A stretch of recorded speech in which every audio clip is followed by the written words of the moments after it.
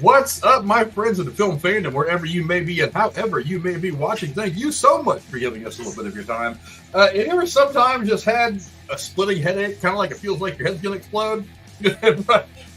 You probably felt a lot like a couple of people in this movie, maybe for different reasons, but certainly one of the more entertaining, crazy movies to come out of a very weird era of filmmaking in the 70s and early 80s, where there was this. It was a fine line between art and chaos for a while. This was one of those movies. Here to break it down with me, of course, is the usual cast of Not Ready for Primetime Players. Starting with my head of life, Jeremy. What's up, brother? Well, see, now I kind of forgot, but like now I know. Sometimes there's certain times of the year, sometimes just randomly, I get these nosebleeds. And sometimes kind of frequently, and I'm just going to be like, goddamn scanners. I tell you, that's my reasoning. That's going to be my explanation. I'm going to stick with it because it's getting on my damn nerves, and whoever's doing it needs to fucking knock it off. No, I'm excited. This is going to be something that I'm going to gush, to use a lack of a better term, and the pun is intended. I'm going to gush over the special effects. Oh, yeah. They were, I mean... As Tex put it, and as Brooding Gamer already said, the first comment that's quite mind-blowing, and we're going to run that joke into the ground. So, yeah, no, I'm excited for this one. This is a really cool one, especially from an effects standpoint. And, of course, the shape below Star State, my man Tex. What's up, brother? Well, I knew this review was coming, so I thought just in case there were some scanners, either one of you and or one of our viewers, I went to Infowars.com and I got this stylish anti-scanner helmet. Like, I just wear it over my head. Say, like, I put it on, right? Now, you can't scan me. I'm good to go. Professor X can fuck off. I'm trying. You can't get me. My head's not exploding. My head's not exploding. I ain't dead yet. Fucker. Fuck you. Is it autographed by Alex Jones? It would make it worth more. Oh, of course, yes. I had him personally subscribe. The answer to 1984 is 1776 on the inside. So, it's legit and all. But yeah, we're good to go. So, the government, the aliens, the scanners, I'm protected from all of them now. The Russians, all of them. Haitians eating cats. You can't get me with your voodoo. So, we're good. What's happened is you've opened the floodgates because Crappy Southpaw on YouTube said we'll see about that scan incoming. So Crappy Southpaw's coming. Bring it. Hey, Alex Jones promised me this was super effective, and I'm good to go. So he wouldn't lie to me after all. So we're good. So do your worst. I was about to put a piece of paper in the middle of my face and just draw a fucking eyeball on it. Thought about it. I thought about that last night, actually, when I was watching the movie. I was like, I think I have like some medical gauze or something and some medical and I bet I could do that. And I didn't have to do it until you said something just now. I did too. I didn't have any time, but missed opportunity. But yeah, obviously we are here to talk about Scanners. It is the 1981 Canadian science fiction horror film written and directed by the great David Cronenberg and starring Stephen Lack, Jennifer O'Neill, Michael Ironside, and Patrick McGoohan. In the film, Scanners are psychics with unusual telepathic and telekinetic powers. ConSec, a purveyor of weaponry and security systems, searches out Scanners to use them for its own purposes. The film's plot concerns an attempt by the character Darryl Revok, played by Michael Ironside, a renegade scanner, to wage war against ConSec. Another scanner named Cameron Vale, played by Lack, is dispatched by ConSec to try to stop Revok. Scanners premiered in January of 1981 to lukewarm reviews from critics, but became one of the first films produced in Canada to successfully compete with American films at the international box office. It brought Cronenberg and his controversial style of body horror attention from mainstream film audiences for the first time, and has since been reevaluated as a cult classic. It's particularly well known for a scene that depicts Revok physically causing a rival scanner's head to explode. We're going to talk about that scene here in just a second. The film made $14.2 million against a budget of about $4 million. On Rotten Tomatoes, the film holds an approval rating of 68% based on 44 reviews, with an average rating of 6.7 out of 10. The site's critical consensus reads, quote, Scanners is a dark sci-fi story with special effects that will make your head explode. What a dumb review. that had to have been something written by AI based on the amalgamation of other reviews. I don't mind them working the puns into the reviews, but I mean, come on, if you're going to do that, at least give me a little more substance. But I'll go to you first, Tex. Give me your quick thoughts on scanners before we get into the spoiler stuff. Who could have foreseen a real shady company comes up with an injection, maybe a hokey pokey or a jab, you might say, that gives you the lifelong effects that you can't come back from. Yeah, who could have seen that coming? There's no way there's a real life thing like that, right? That's crazy how that happened. But I'll leave that there before we get into much trouble. But yeah, this is I think this is one of those movies that a lot of people have seen clips of, but maybe not the whole thing. I mean, who hasn't seen the gif of the head exploding? Even people who don't know what that's from know that scene. That has jumped into the lexicon of pop culture on levels few things do. Obviously, I'm a Cronenberg fan. Looking forward to talking about this one. So many positives, a good number of negatives. I mean, this was, I think, Cronenberg's second movie, maybe third. I think it was a sophomore movie, but I'm not for sure. It was right in there somewhere. So you could tell he's still ironing out his style, but, a fun one. So I dig it. Jeremy, how about you? Give me your quick thoughts on scanners. Yeah, it's it's when you say Cronenberg, and I had seen this before, but she hadn't, and I was like, dude, it's gonna get weird. Just let it happen. I'm like, it's gonna be some wild shit. I'm telling you, it's gonna. I was trying not to say it's gonna blow your mind, but I'm like, dude. I was like, It's hard not to.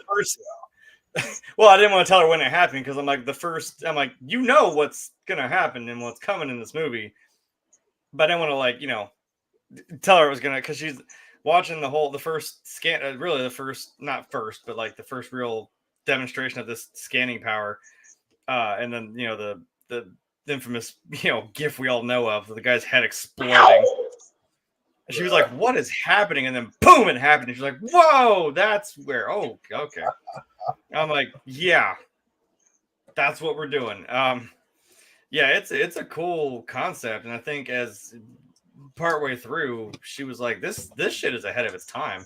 Because as Tex was saying, as we'll get into, it's like the more it develops and the more kind of plot twists and angles you're not thinking about, like the more this unfolds and you get the full depth of like what's going on and how it started to begin with. You're like, what the fuck? Like you just gotta hold on and go for the ride, man. Trippy shit. Yeah, it's wild, man. It's a cool idea, especially for 1981. And I was like, when we opened this and it said it was rated R, I'm like, rated R in 1981? I was like, oh boy. In 1981, if you had a rated R film, you were going for the balls. It's not like rated R today. Yeah. Now, compared to today, I was like, yeah, but I was thinking still, even then, I'm like, no, this had to be some off the wall shit. And I think it earned that for sure. Cause it even for that time, and I mean, even now, like I said, I'm gonna gush really hard over the special effects because it's some good work. That if you're not too used to it, I mean, an exploding head is one thing, but when you see people's veins popping out of their fucking face and their arms in real time and squirting blood out, love that body horror, man. You gotta love it. I was like, man, it's just gonna go off, and you're not ready for it. Oh yeah.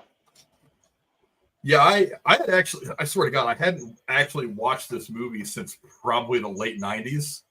It was probably the last time I sat and watched this movie. Look, so many movies have come and gone since then. It's like, yeah, I watched it a couple times when I was a kid and thought it was trippy.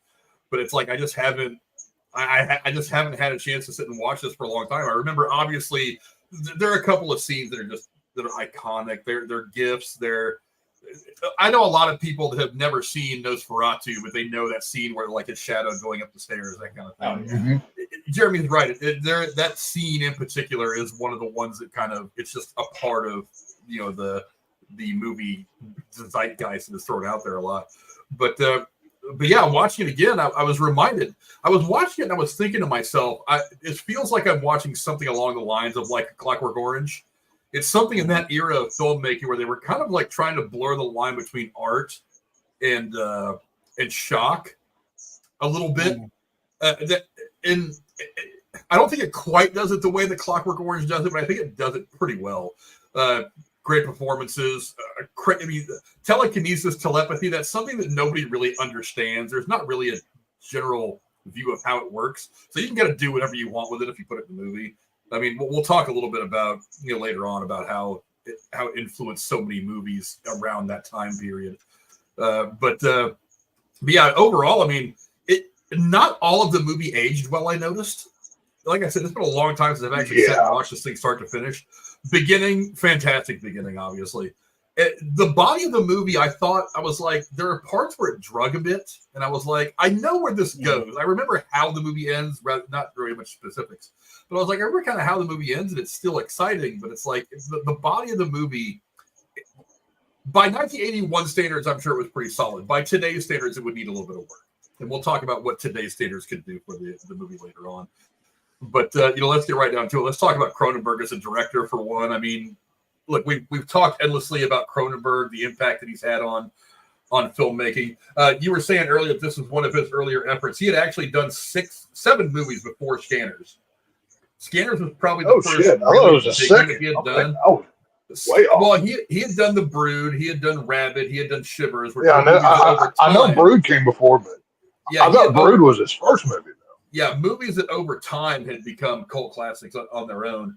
But yeah, he had done all those before Scanners. And then after Scanners, of course, he did The Dead Zone. He did The Fly, a fantastic movie from 1986, the remake with Jeff Goldblum. Fantastic movie. And then, of course, a bunch of other stuff that he did. His first movie was actually Stereo in 1969. That was his first credited film. But I'll start with you, Tex. I mean, Cronenberg as a director, I mean, you can't deny the influence that he's had, right? Well, hell, I just saw a movie twice this past weekend that is a legacy of a Cronenberg film in The Substance. I mean, the man personifies body horror. If it was not for Cronenberg, we would not have it. I mean, when you go through his catalog, he did a lot of movies like prior to Canada doing the whole basically tax shelter back in the day. So I haven't seen a lot of his movies. I think I've seen maybe 5 or 6. But if I had to go, maybe like a top 4 or so, I'd say Videodrome for sure is my favorite. That's my favorite of all of his films. Love Videodrome. Fly is second. Scanner's probably third, but a close fourth would be Brood. I really like The Brood as well. But yeah, Videodrome for me is definitely the top. Excuse me, my favorite of all his work. He's got a legacy in horror. He helped bring a whole genre to fruition that people are still enjoying today. So, how can you not like the guy? Yeah, Jeremy, how about you? What do you think about not just Cronenberg as a director, as a creator, but just kind of the work he did with this movie? Well, so what he did with this movie? I mean, it's like we're saying, like you watch a film and then you like we talked about with Tim Burton's, like it's a Tim Burton film, right? Like you watch like another good example is like Lynch, like with the movie Seven with Brad Pitt and, and Kevin Spacey. Like you're watching shit like that. Like there's it's I don't know how to describe it. Again, it's like I know this is some out there really, I hate to say artsy like it's a bad thing, but I'm like, this is like some trippy shit. Like if you told me you didn't sit there blitzed out of your fucking mind in like your apartment one day, like, what if we could like control people's minds and then like computers too, right? It's all just electrical signals. And you could like invade people's brains and fucking just make them explode. I'm like, how do you, And then we're like, yeah, but hold on. What if like a pregnant woman's unborn child fucking did that to somebody? And I'm like, what are you doing? Pass the blunt. I want to feel what you're feeling right now. You know what I mean? So, for legal reasons, that's a joke. Where do you get that peyote from? Which reservation do I go to? From a Mexican Indian chief who looks like Danny Trejo. Right. If you know what I'm talking about. That's what he sells in that fucking taco truck. I knew that wasn't just tacos. I knew Start talking in the third person. Like I swear to God. Yeah, no, Damn. it's a All right. yeah, it's a if I could say visceral in the way of like it being psychological, you know what I mean? Like visceral, I think of like something. Well, I guess more in the line of like the practical effects. I'm sure we're going to talk about, but I mean, just something that just like really screws with your head, literally. Yeah, man, it's something that again that you can think about. Like you'll think about it later afterward. Like, man, like Texas saying, like, wow, that's wild. It's almost like big evil corporation does this thing in like the 1940s to pregnant women, and now we have problems. Like, well, we've never heard that story before, right? So it still has that edge of. I was thinking, trust the science, Jeremy. Trust the fucking science, asshole. Don't ask no questions. I'm not trusting the science if it can do that to me. So, I wasn't thinking so much like something like They Live, but it's got that weird, ethereal kind of like feel to it. You know what I mean? Where it's like it's trying to tell me something, in this kind of fantastical way. So, well, They Live is more of an action, where this is more of an art house. Like I see where you get that comparison.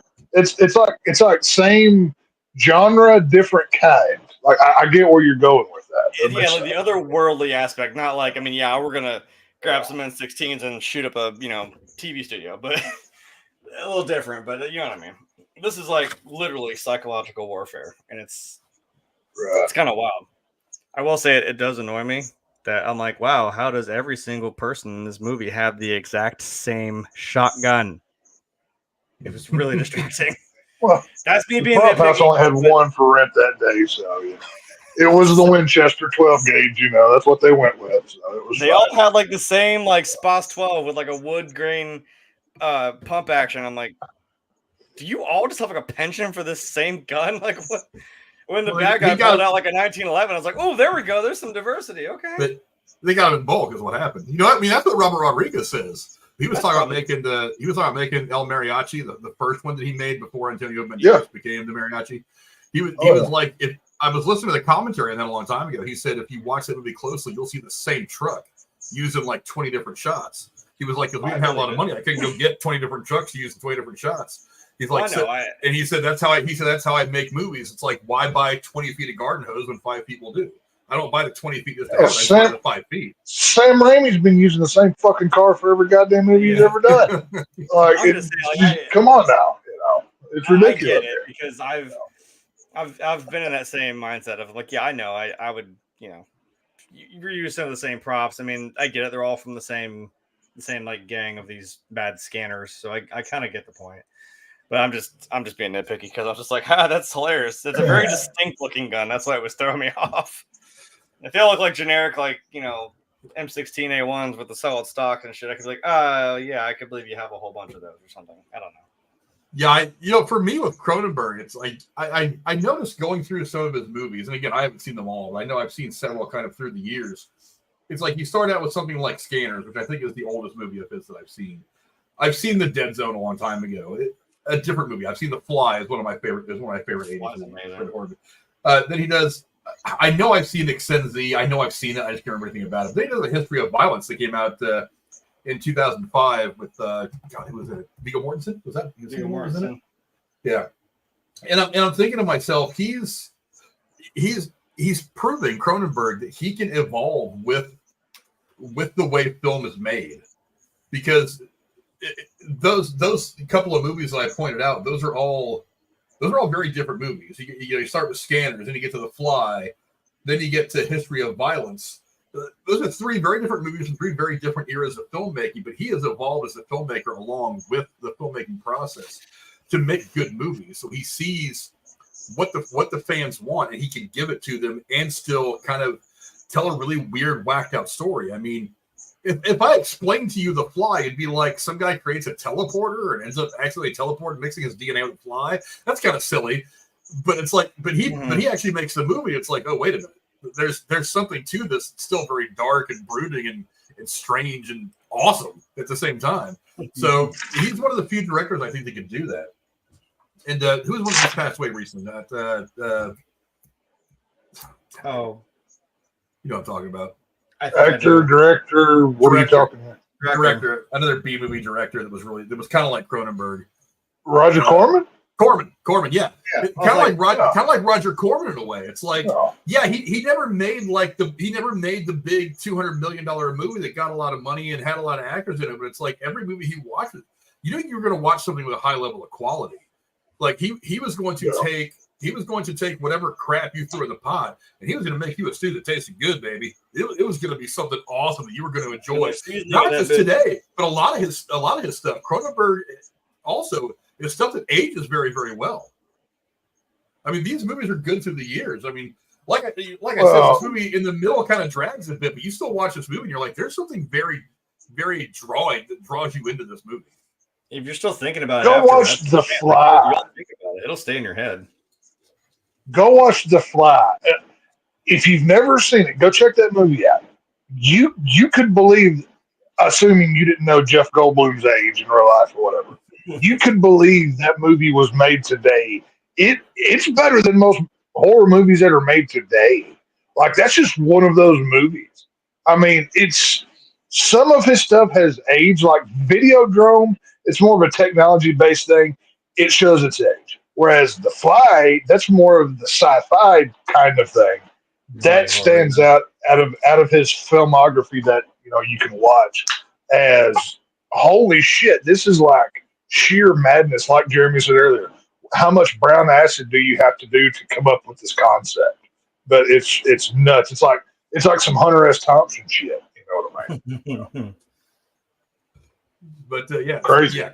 Cronenberg. What do you do? I mean, the guy's just great. I mean, like I said, he's never made the movie that has made $1 bajillion, but he is a true auteur. This guy makes great films. I think he just does it to make the cool, you know, make some art, which I can appreciate. Oh yeah, absolutely. He did a film in 2022 that I forgot to see, and I can't remember the name of it right now. But is that what that was? I remember wanting to see it, but I never got to it. I remember seeing something about it. I just never got around to it. I may have to try to find that one because I'm kind of thinking I might try to go down a Cronenberg rabbit hole here at some point when I get a chance. Because I feel like that's not a bad rabbit hole to go down to. Make sure to get a rope and tie off at the waist so we can pull you back up, you know, up the rabbit hole like Alice or something. I may not want to, man. I'll get lost in that rabbit hole. Frank may not come back the same, so we need to be prepared. So. But let's talk about the cast now. And good God, I mean, a brilliant cast all around. All of them kind of creepy and douchebaggery in their own way. Even the good guy is not necessarily a good guy in this. But I'll go to you first, Jeremy. What do you think of the cast and who stood out to you the most? I thought you were going to say, why is it Michael Ironside? I was going to say, you took my answer. Yeah, I know. I feel like that's a pretty. Yeah, even this guy was kind of like a secondary kind of bad guy who's just kind of the company man who's playing both sides. Still plays a pretty slimy dude, you know, talking with Michael Ironside's. He's kind of the main bad guy scanner. I don't know. This is kind of a hard one to pick because again, I would say like it's one of those things where like you know Michael Ironside's in this movie, but I'm like he's only in it for so long. But I'm like man, he just chews up them fucking scenes. He just makes this visceral kind of bad guy. I mean, when he turns your face into that, basically, that's what that's what happens when you start messing with him. There he is. If that ain't the most, like, that almost looks like some shit out of that movie, The Zodiac, they made like in 2007 or some shit. Just the one in the park. Gyllenhaal. Yeah, the one where he like attacks that couple in the park. That's almost what that looks like. Yeah. Broad daylight, man. Yeah. Put the hood on him, and you got it. Yeah. I would say him, or like I said, maybe the other bad guy. I guess even the doctor, like you said, you kind of think he's supposed to be a good guy, and it's like in a way he kind of is, but you realize he's actually like the cause of all this, and you're like, damn it, you can't trust anybody in this movie. Like maybe the main character, like him and the girl, but the thing is with people having that kind of power, it's like when Michael Ironside's doing his little spiel about like, basically wanting to take over the human race. He's like, make us better. We want to be, the ones who rule us. And I'm kind of like, Maybe because you're kind of like the freaks of society right now. It's like, yeah, maybe you want a better life for yourself instead of trying to be some derelict, like antisocial person because you can't stand having all these voices in your head because that's what it does to you. It drives you fucking insane. You're hearing everyone's thoughts all the time. Yeah, I don't know. It's like there's a good and bad, but in a way, when you think about everyone's arguments, kind of like, we're kind of doing this for our own reasons, aren't we? Even that damn doctor who we trusted the whole movie. In the words of Tyra Banks, we were all rooting for you. We were all rooting for you. And you want to sell it. Sold your company, you sold us all out. Tex, what do you think? What do you think of the overall casting? Who stood out to you the most? Yeah, well, there you go. I can't remember the character he played, but as an honorable mention, Robert Silverman. He's in like 4 or 5 different Cronenberg films. He plays kind of the hippie dude with like that strap looking shirt that you see it. He played the artist Benjamin. He played the artist. Yeah, I couldn't remember who he was, but he's in a lot of Cronenberg stuff. So kind of an honorable mention to him. But yeah, this is Michael Ironside's movie for me. I mean, he was in Hello, Mary Lou, Prom Night 2, Starship Troopers. He did the voiceover for Late Night with the Devil, Top Gun. So many movies this guy has been in. This guy voiced Darkseid in the old Justice League cartoon. He's done so many things. He's just one of those actors that and in that scene right there is why he's my favorite in this movie. Not because of the head exploding of the other guy, but how my biggest criticism of this movie, and you can really tell the acting prowess of everybody within it, how they act these powers out. Some people just nervously kind of like, they play it all weird and they scrunch their face up and they look like they're constipated. When Michael Ironside is using his powers, he looks like he's like a king cobra dancing to that music coming out of the basket or whatever. He's got like a different look and a different feel to it. He's evil and he doesn't give a fuck. That's what makes a good bad guy. A good unapologetic villain of just fuck you. He's like the anti-Professor X in this movie. It's kind of what he was. This is like a prototype X-Men movie before they ever happened. So kind of funny how that happened. But yeah, Michael Ironside. I want to see him and Cassandra Cage go at it. Or Cassandra Nova. Cassandra Nova, sorry. Since you technically do have an evil twin of Charles Xavier. Well, Cassandra Nova's just going to finger you to death, so that's going to suck. But, get ready to deal with that. You're getting to that guy's mind, though. I mean, I don't know, man. The best part of that movie was when what's his face, fire guy. Can you just stop, please? I'll tell you whatever you want to know. Fuck, just ask sometimes. Jesus, That's such a good line. Yeah. Pyro, that's who it was. Yeah, Michael Ironside. Yeah, Michael Ironside's on. Yeah, I mean, the one who stands out, obviously, it's Michael Ironside. I mean, I don't really have any problem with the cast at all. But, I mean, and that's not even the best shot of the movie. I've actually got the best shot of the movie. But we know what the best shot is. Yeah, well, there's 2 of them, really. But, I mean, in my opinion. But, I mean, look, I've been a Michael Ironside fan for a long, long time. I mean, I've talked a couple of times about the television show V that came out in 1984 or something like that, where he plays Ham Tyler. I mean, from that point on, after having watched that show with my dad when it was coming on TV, everything Michael Ironside, I'm all about it. I just love it. Everything he does. A great actor in every way. I was a little disappointed, like the female. I don't think I pulled a picture of her, but the female lead in this, Jennifer O'Neill, it's just annoying. I mean, she's the female lead. She's top. I think she's got top billing even in the movie. She doesn't even come in until like 37 or 38 minutes into the movie. She's basically the damsel in distress for the entire movie. She's kind of the Mary Sue or whatever you want to call her. She's not really consequential to anything that happens in the movie. It's like she at least has powers though, and she does use them. She's not just like helpless. But she uses them kind of at the end, and it kind of helps in that one situation in the hallway where those 2 guys come up from either side with their hand-me-down Spaz 12s or whatever you were bitching about earlier. And look, The distribution of these, man. I'm just saying, he got a tax break on all those or something because he got a whole load of them. Hey, he went to the Army surplus store and got them. And he was passing them out, yeah. Yeah, but yeah, I mean, but obviously Michael Ironside is the one that kind of runs away with this movie. I did kind of like what the hell's his name? Drawing a blank of his name now. Stephen Lack. I did kind of dig him because he was kind of an average late 70s, early 80s, not quite leading man, but I mean the lead character, which is kind of what I consider him. He was kind of. He couldn't act his way out of a paper bag in this, though. I don't think he was any good whatsoever. Well, you got to remember, this was 1980 something where there was only 3 good actors on the planet. It's like, look, make your line delivery more convincing. Today we are absolutely fucking spoiled with some of the great actors we have. Back in 1981, who we had? We had like Brando was doing it, and like 3 or 4 other guys were like A-listers. Everybody else was a B-lister. I mean, everybody else was just like they were trying to get. Yeah, but that guy has the charisma of like a 3-day-old Domino's pizza left on the sidewalk. Like, that guy sucks. He's playing a broken man who's in a very new situation for him. Because at the beginning of the movie, when we see him, he's at the mall. These 2 ladies are thinking shit about him, talking shit, however you want to call it. They were thinking shit about him because he has no idea how to control what's going on in his brain. You know, he trips the one girl out, she has a seizure or whatever.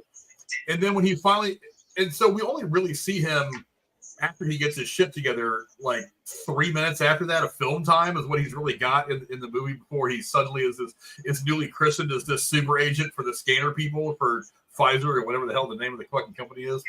Welcome to the Brotherhood. Yeah, it's like, so really he's only really been in control of his powers for like 15 minutes. And they're like, okay, now go up against this guy who's like the supervillain. Good luck. And he's just like, what the hell? So him looking like a doe in the headlights is totally understandable. You know what I mean?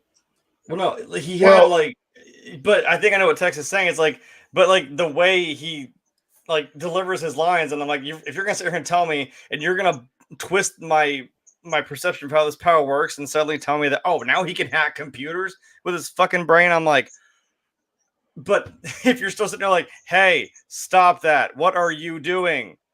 Why are you such a bad person? I'm like, okay. He was very plain toast in this movie. He was very much the straight-laced guy. Like, and I don't mean this in a negative light, but he almost kind of played the role autistically a little bit. Like, he didn't quite know how to be, and maybe that was intentionally a choice. I can't remember any other movies I've seen this guy in off the top of my head to compare. So I don't know. I think it is. This is a very autistic movie. I know you don't mean it in a bad way. It's not. I thought that. Yeah, no. I'm not saying. I mean, honestly, it's kind of a superpower how some people have that and what they can do. But it's just like that kind of personality. Yeah, right. Now, one thing I will mention. One thing I will mention, I don't know if you mentioned it while I was away. You do realize that Michael Ironside was only hired for one scene in this movie, right? But he was so badass that they extended his role out more. So, like, just to kind of show you how awesome this dude was. And I probably just blew one of your trivia points, but you actually did. All good. You actually did. I bet you one of them is I know how they did the. Hey. Head explosion. You want a horror expert? You get a horror expert, buddy. This is what I bring to the table, so it's all good. So, when I was already gushing over the effects, and I was already trying to figure out how to do the veins like practically like in camera, I'm like, that's so goddamn cool looking, and I want to know how to do it. Right. That is pretty dope. I really love the look. That whole final sequence was actually pretty dope. The way they were happening in real time. I forgot, like that's in real time. That's in camera. That's practical. Like those veins, like normal face. And even the way the makeup is spread out, like you can kind of see it because I mean I don't think in '81 they're expecting me to watch it in 2024 on a that had TV to be a like tube. That had to be a tube from the neck up going up to plump that up, right? That's what I'm thinking. It's got to be a layer because it's pumping the liquid in it and it's thin enough that it bursts, or they'll probably put the pinhole in it to let it come out. And I think it is. It's covered, and there's obviously a tube in it. Like when you do a slit throat, you put it underneath. Yeah, that's what I was fixing to say with the whole throat appliance that you can actually cut. Maybe it's just over here with a tube going from like behind the ear in the hair or something. so you don't see it. It's something that blows it up underneath, and I'm like, yeah, that's there's something. I would love to try. It could have even been like a tube that they had the liquid in, and they just blew it, like kind of like how they did the hose in the original Friday the 13th. Whenever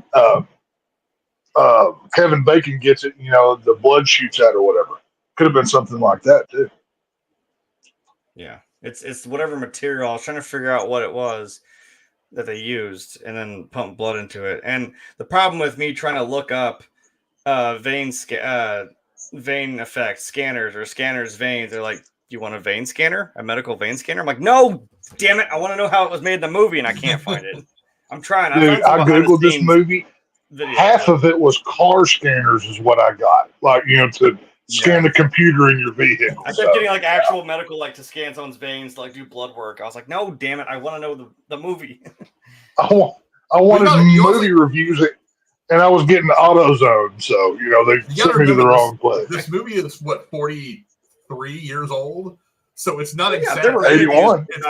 It's later, not recent, and not only that, but it's not like while it's become a cult movie, and it's that kind of a following. It hasn't exactly been one of the movies that likes other movies like Night of the Living Dead or Texas Chainsaw Massacre, the original. It's not one of those movies that has kind of been elevated beyond the genre to one of these movies that stands the test of time like that. But I found some behind the scenes interviews with the guys like later in life, like talking about that movie, and they were kind of explaining. They explained the head exploding and the veins a little bit and what it was made out of. So I've got kind of an idea. Yeah, well, the head exploded because they shot it with a double barrel, they shot it with a shotgun. So, that's why that exploded. But should we just go on the trivia now, since you guys just put all my shit out there like that? Hey, no, hang on. This is Jeremy's and my nerd month. We live this horror stuff. Okay, we can't not have this conversation without going, well, actually, and doing the nerd thing.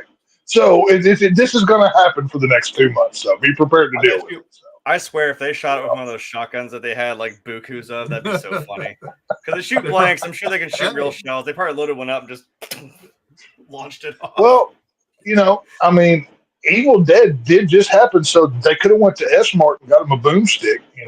I'm sure Ash would have sold them one, but probably whatever. So we're in housewares. Hugh Freeze says howdy. Howdy, Hugh Freeze. Welcome. Hope you come back for more.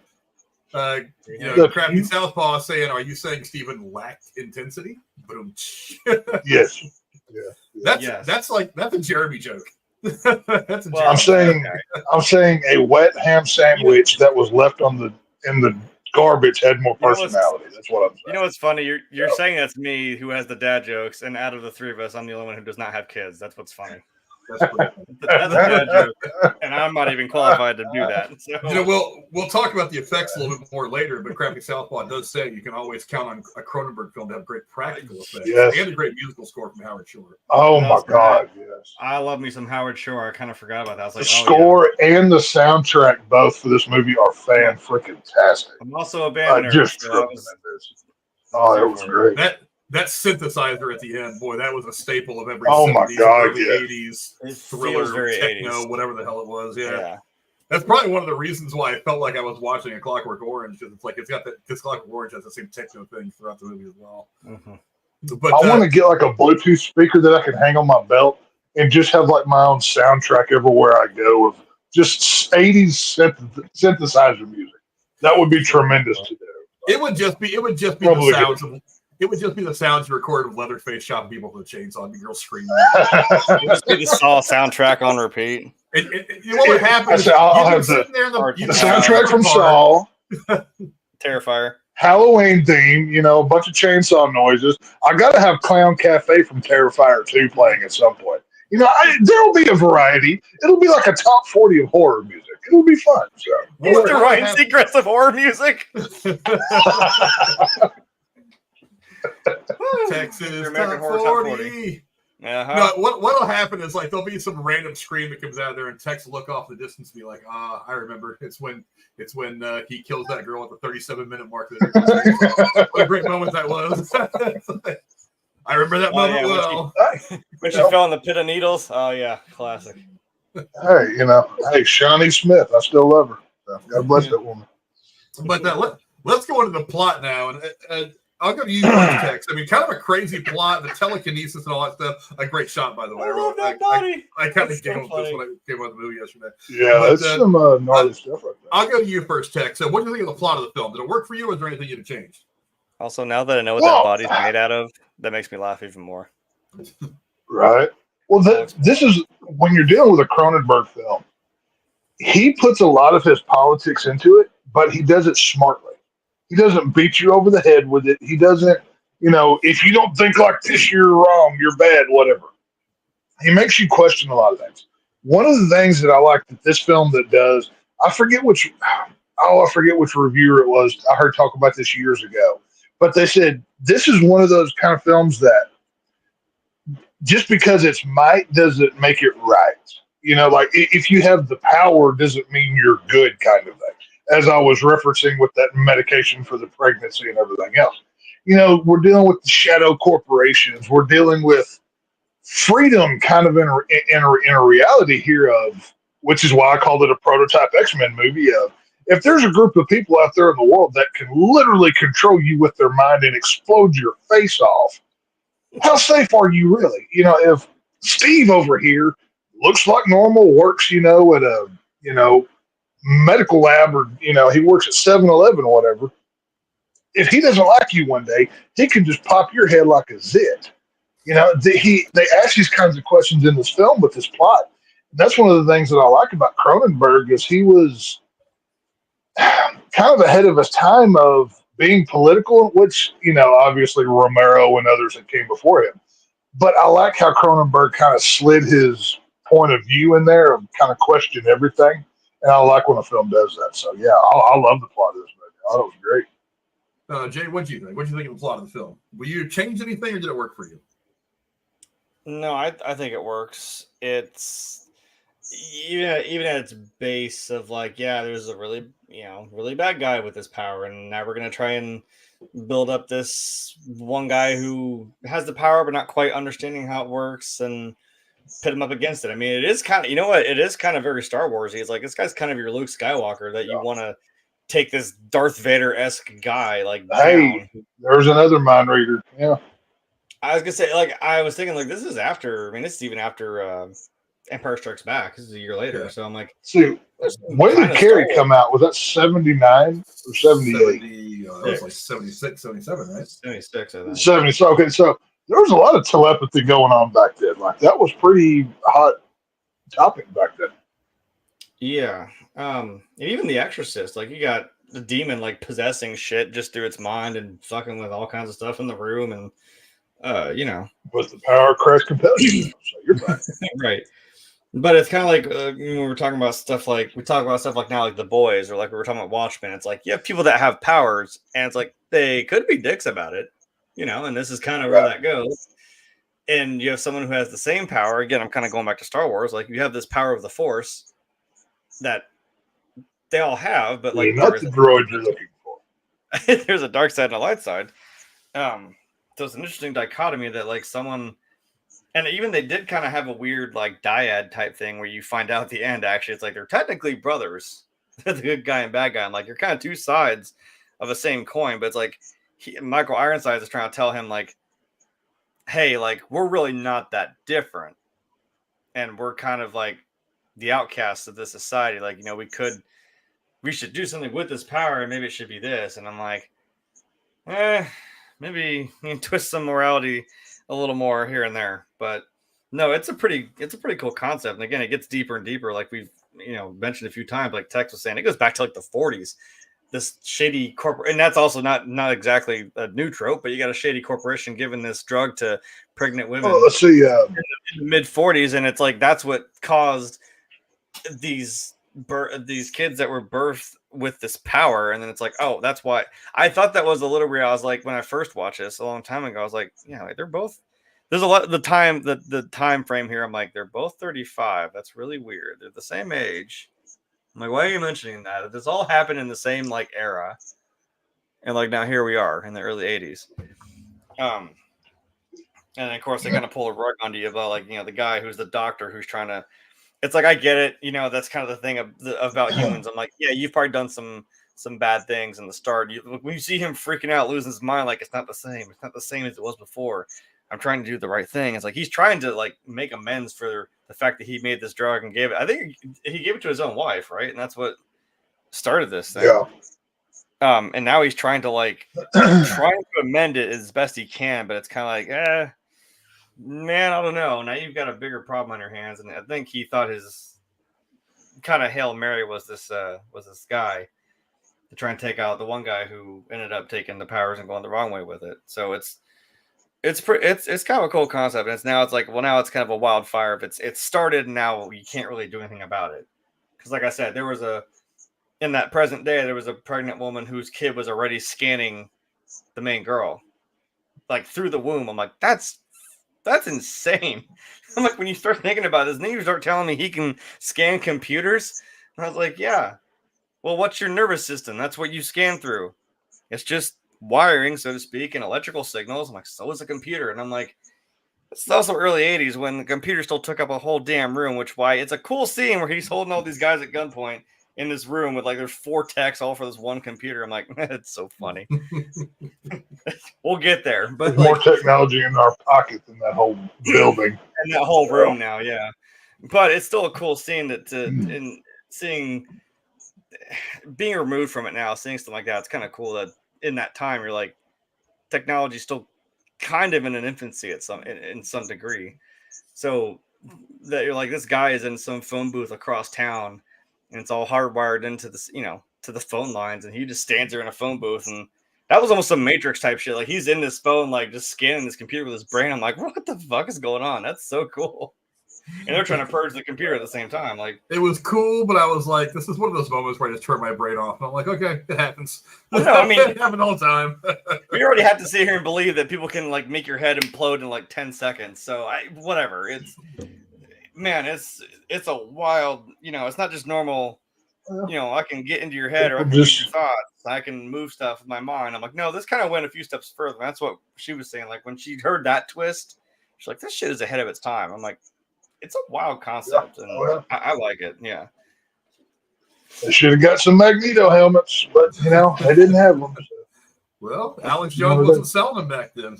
Hey, Alex Jones sells the anti-scanners, helmet right here. Only $59.99, and I caught it on sale. It was great. It was, see, try it, scan me.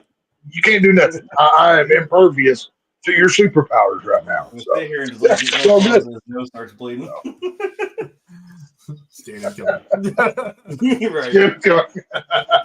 He took it off. Go now. He's vulnerable. Now.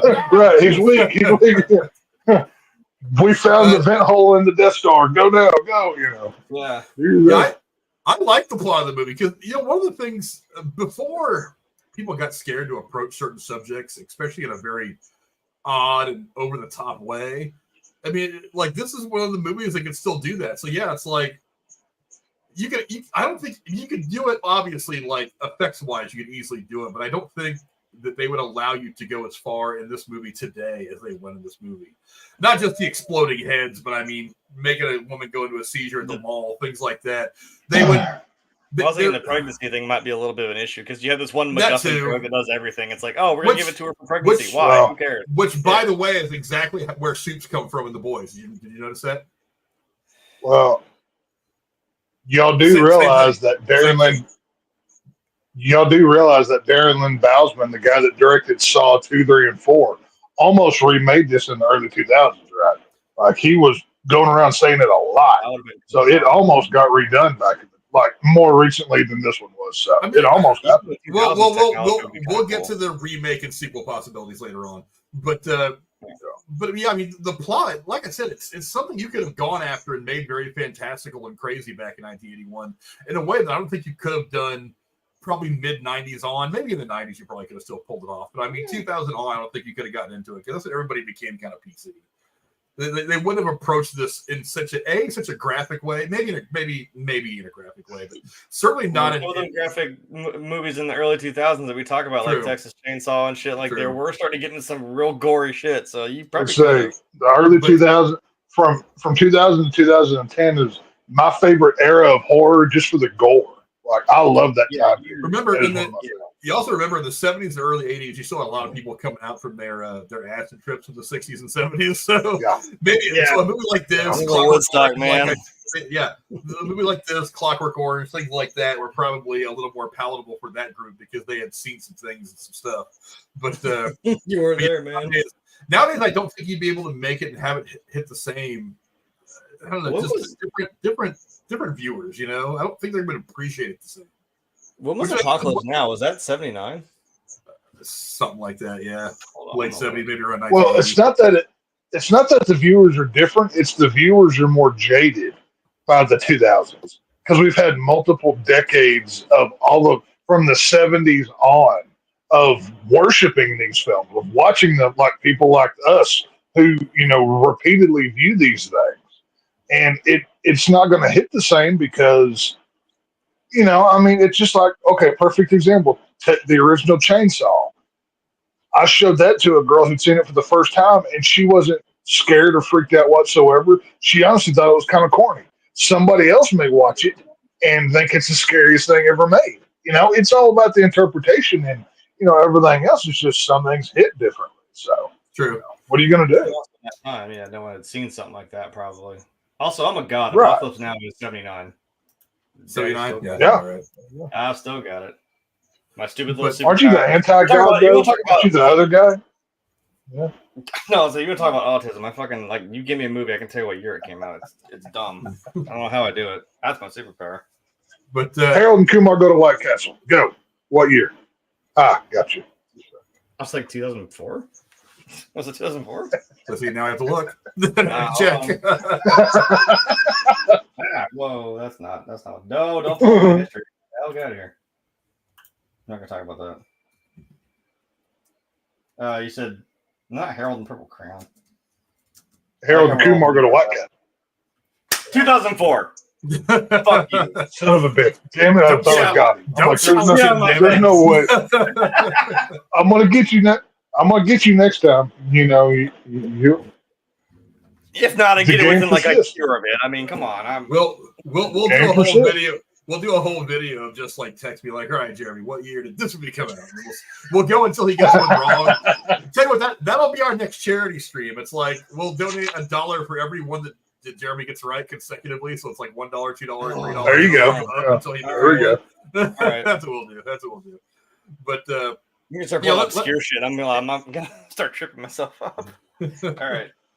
But we'll start with let's go to the effects right now. I mean, obviously, we get from this guy to saying, "Do I have any volunteers?" to Michael Ironside being like, "I'm totally going to mess your brain up," to the money shot. One of the iconic scenes in all of movies. Everybody has seen this. Like you guys said earlier, they may not know where it came from, but you've seen it. It's been on the internet for a long time now. Yeah. Jeremy, you do effects almost for a living. Tex, you are an aficionado of everything from guts. I just love the visuals when they work into a movie. When they work in a movie, this one works beautifully. A little dated, sure, but the effect is the same now as it was in 1981. It's got to be. Jeremy, what do you think of the effects of the film? You already talked about how they did some of the practical stuff. What do you think of the effects of the film overall? I think even like I said for the time, pretty wild. And because I always love even that, man. There's something about practical effects, and I know it's not like in 81 they had the kind of computer effects of stuff that we have now. So he had to make it, practically, and that's what I love because someone watching it, you see it and you see it physically happening. To say your person or whatever's going on, you see it happening in real time, and it's more believable because you can see it. I'm gonna keep saying it, you can see it happening as it's happening, and it hits a lot more. And I know we can now. I mean, I'm sure even back then you could probably press pause, play, rewind on the head blow up, and it still looks cool. Now we can sit here and stop it on the immediate, the first frame and go through it looks a little goofy. The hands are fake. You can kind of tell. Right. the point of like this, and now I'm the nerd of like I want to know how it was set up and how they did it, and it's pretty. I say simple or like basic stuff, but it's it's all for something that happens that fast, and it is meant to just shock you all of a sudden, like, oh shit, you build up to this guy getting scanned, and he gets he's trying to scan Michael Ironside, and then that's the reveal of like, oh, he turned it on him.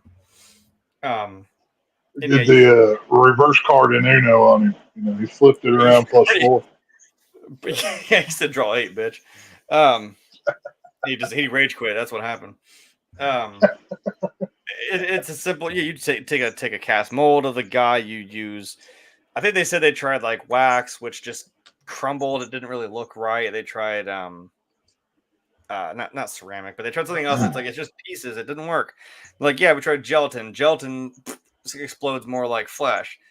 And they took the cast of his face. They put flesh color down. They put red. They put a layer of red in there. They put some wax in it, which I'm assuming is like for the skull, which is probably bits of the white you see there. Then they put a charge in its head and then tried to explode it. And they're like, yeah, you can still see the spark. You can still see the smoke. It didn't look right.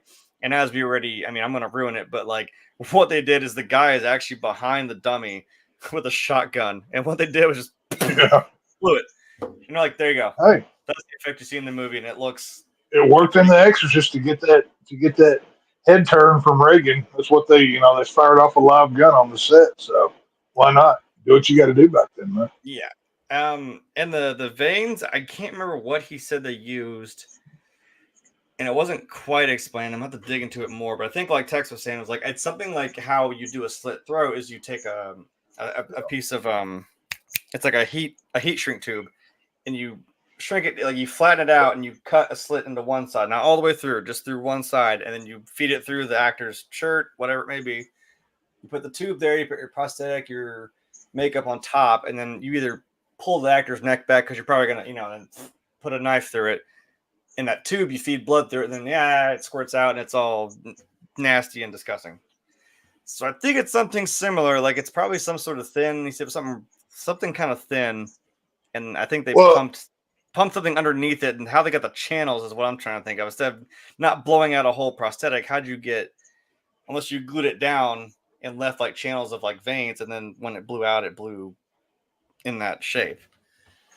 Well, I think that's how that worked. Like for the veins, though, I know a lot of times they'll use even condoms or latex. Some people even use casing for sausage because you can make it to whatever size you want it to be, and it will it feels like a vein, and it can roll like a vein, and it can explode like one. So a lot of times, whenever these guys are making fan films, they'll use either of those options as well. But this is one of those effects. The werewolf transformation from a werewolf, an American Werewolf in London. There's just some of these things from back in the day that look incredible. They look real. Just like Jeremy said, if you pause it, these movies weren't meant to be watched in 4K HD with 1080p. They didn't know that was coming back then. There is a version of this head exploding that is actually done in high def on YouTube that I watch, and it still looks pretty fucking dope. Really? Yeah, it's still it still looks dope. Like I said, in the close-ups of I think kind of like that one with Michael Ironside where it's the side of his face, you can kind of see where the you can see where the prosthetic is. It's different. Yeah.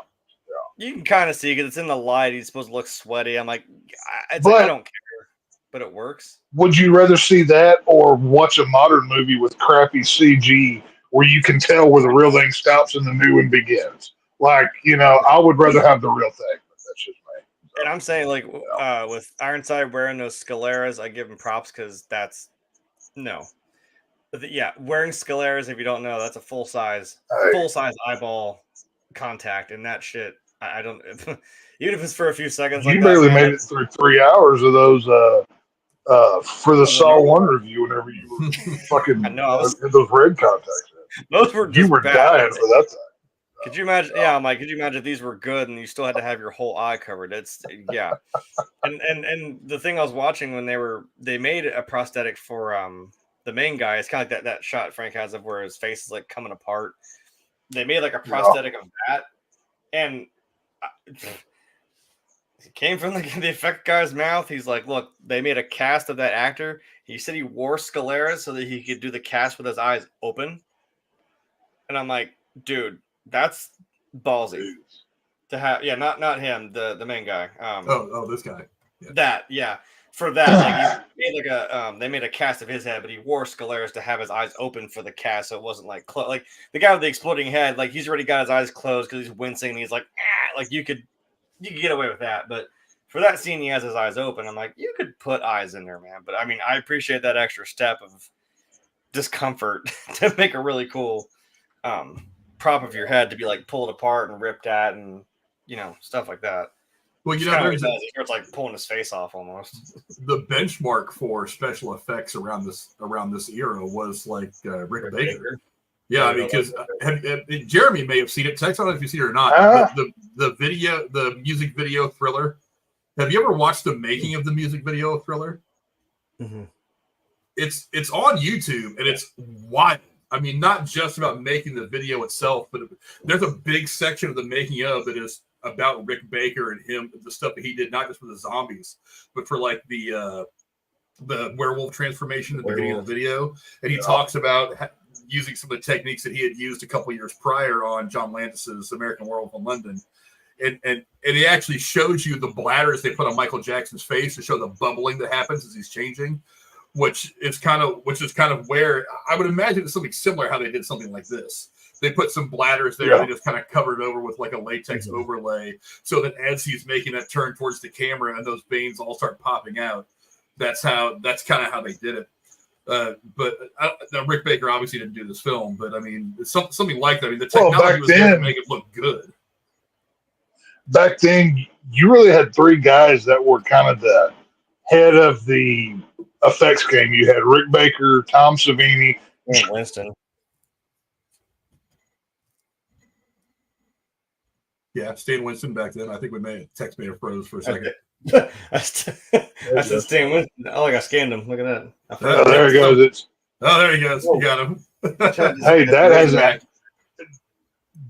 that's how I know it's the weather, because it's been cloudy here and rainy all day.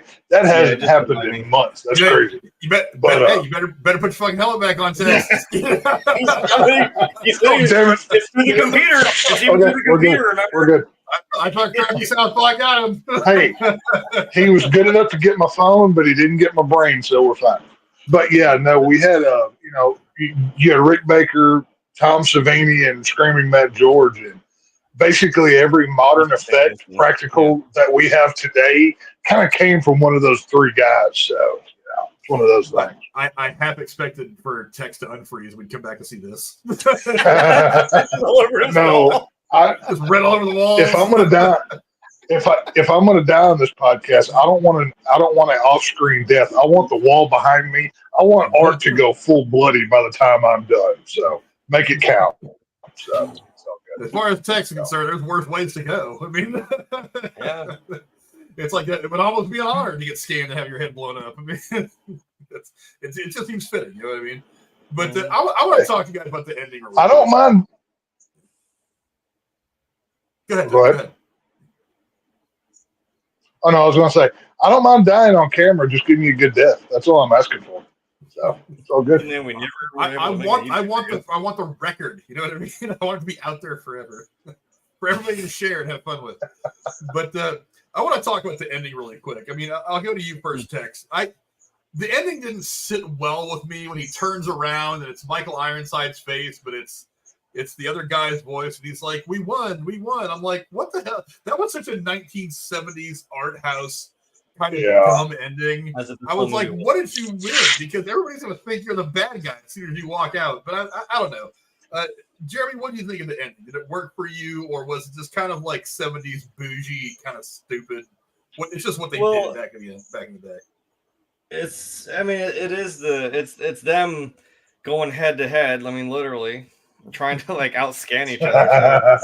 I kind of get it. I don't know like where. I mean, it's like you don't really know where this is going. Like, how does this end? I mean, does it end like we saw before, like where someone's head implodes, or like it seems like we haven't really seen any of these other the powers that like the good guy has, like I said, where he can scan the computer systems now. It's like, well, we see what Michael Ironside's capable of. I get it is weird that like he turns into him, kind of like maybe it's like it's like it seemed like that scene like that with the eyes and like what we see with the really cool poster there of him basically I think kind of getting his soul just kind of sucked out of his brain basically. And now they kind of became one. I mean, to use a Dragon Ball Z joke, they kind of just did a little fusion and became one.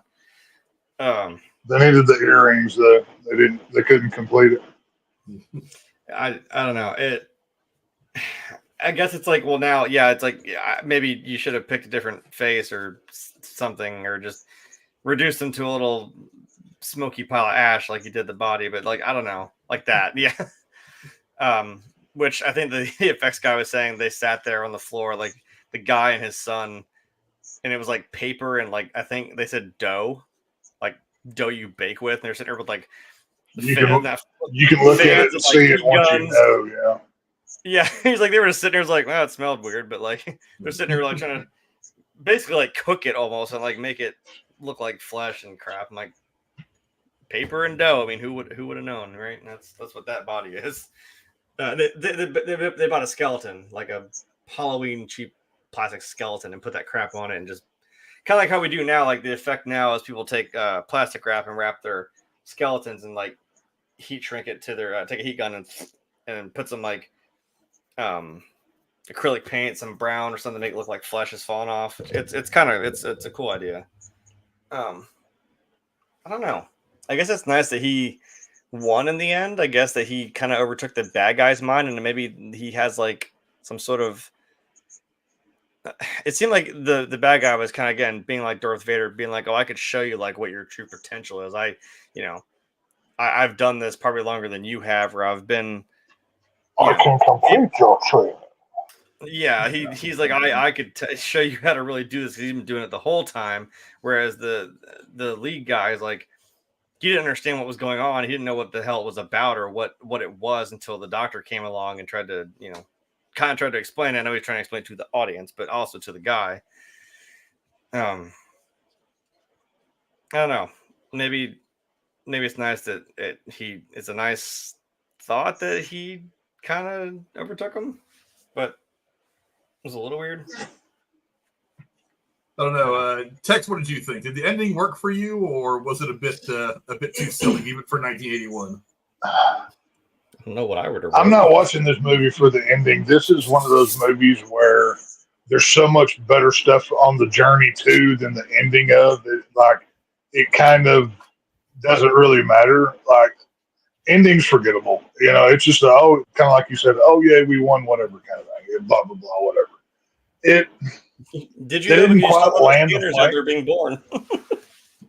Right. Well, they didn't quite land the plane, but they had an explosive landing on the way there. It looked really cool getting there. Kind of thing, I guess you could say. Yeah. Right. Yeah. It was like, oh, we're not going to make it to the runway, so where's the nearest body of water? Let's just Hudson this thing. Whatever.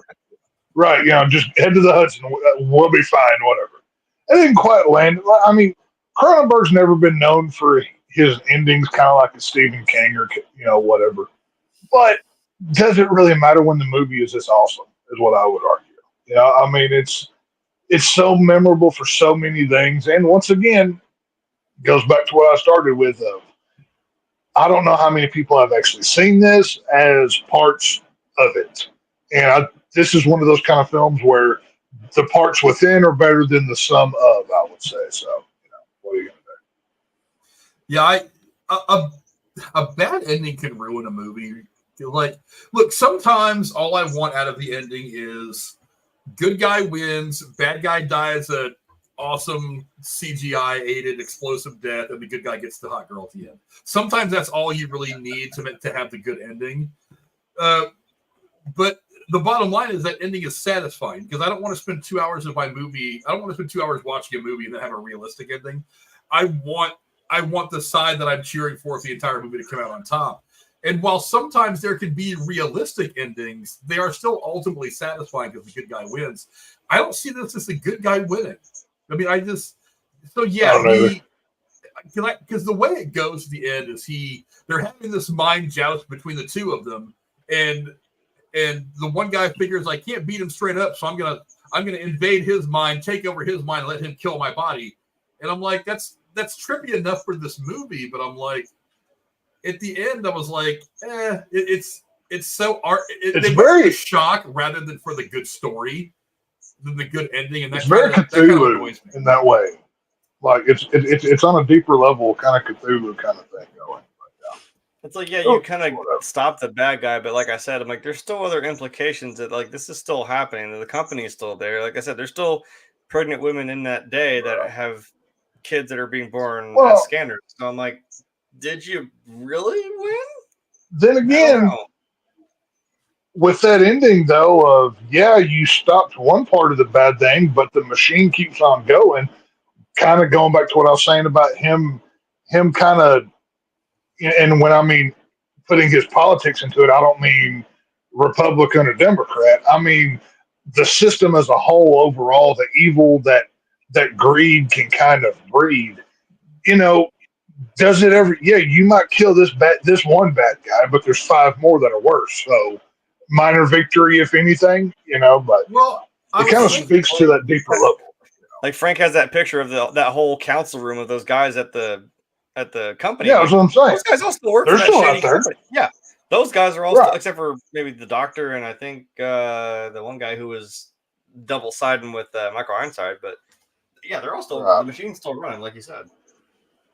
Right. Yeah, that's what gets me. Like, and also it's like, okay, you took over Revok's mind, and you are in his body. He's still the bad guy. So now all they have to do is say, hey, this guy killed the guy that we sent to kill him. He's the bad guy. Everybody get him. Stop that guy.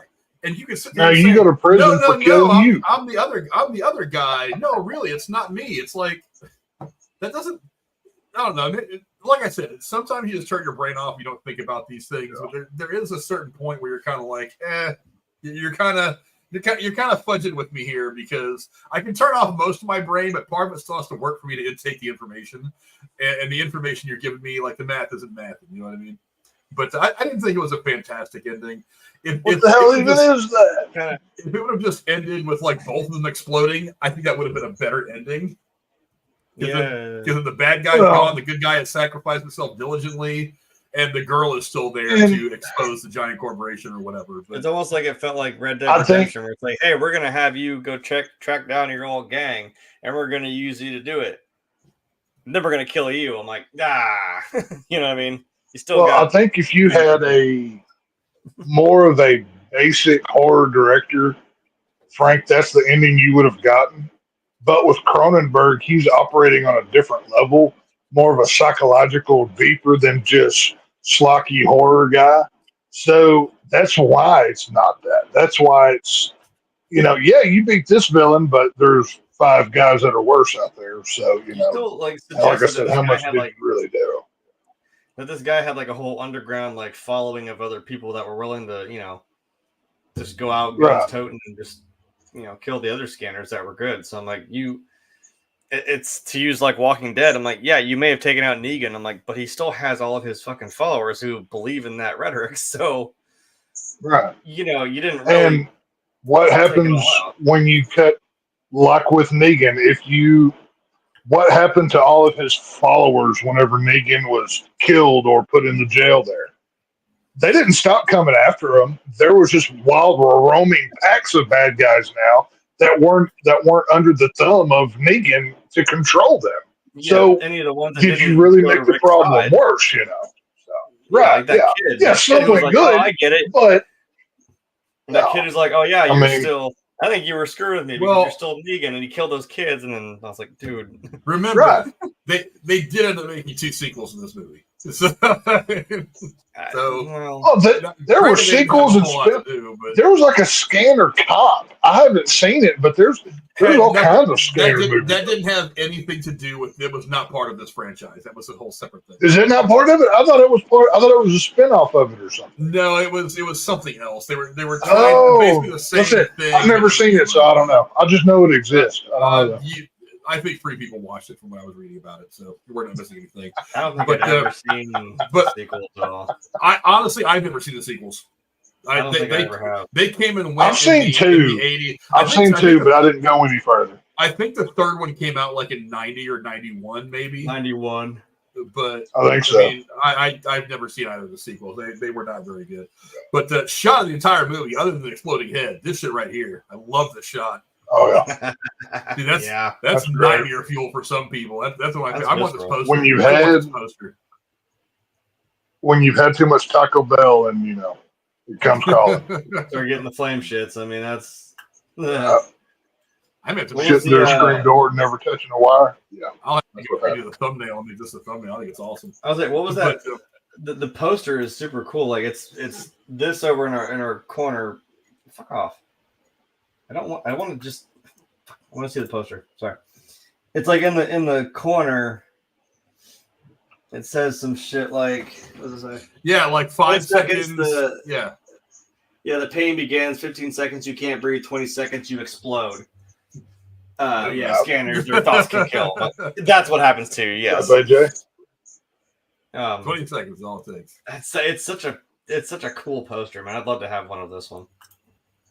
Well, there are so many 80s movies that we could all literally wallpaper our entire houses with cool shots of 80s movies and just never, like, we would run out of room before we stopped finding cool stuff. But it's just, this was a decade of, Yeah, I've got so many posters right here in the room to hang up. I mean, we're still rolled up. I mean, you can see, mine are kind of dedicated to 2 larger things on the wall, but well, you got to have a cool background if you're going to podcast. You know what I mean? So whenever I actually get my damn my flags to cover this door, hey, I don't know if you can tell, but I added. If you can tell what that is right there, the greatest weapon in all of horror. So there you go. I had to add the chainsaw to the background back there. So it's all good. There's no one of that chainsaw. We're good. It doesn't count. It's been used. Well, maybe there was. Maybe it got a hose job. I can't come on here and tell you the crimes I commit every week. I'd be in jail already. We're not monetized. Don't worry about it. We're not monetized. I'm not worried about it. He's the quiet neighbor with the really big freezer. It's not your monetization I'm worried about there, friend. But, hey, it's all good. So, let me ask you guys this question. I mean, Tex alluded to it earlier.